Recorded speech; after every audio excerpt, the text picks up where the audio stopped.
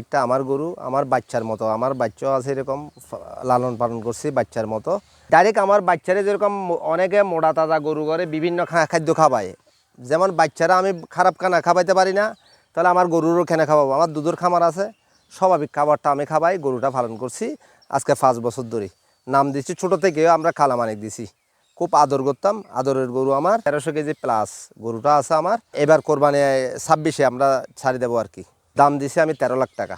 গরুটা দেখবে স্বাভাবিক, এমনি ছবিতে দেখা যায় গরুটা দেখলে বুঝতে পারবেন এটা কি জিনিস।